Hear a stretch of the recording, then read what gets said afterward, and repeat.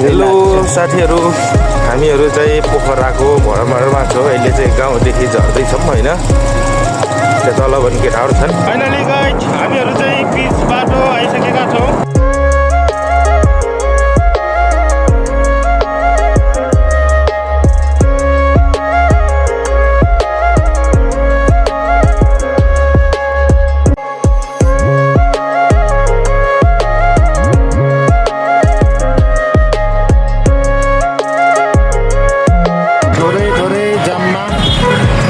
छोरा के को टेन्सन रैली?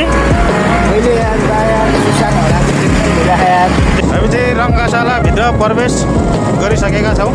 छोरा हामी चाहिँ भलिबल लभर परियो होइन। एकजनाको 800 छप्पट टाटो लगाइदियो पार्टीहरूले हातमा। यार यो चुनावको भोट जस्तो। फाइनली गाइज आजको दिन हामीहरू गेम हेरेर फर्किसकेका छौँ। Okay by.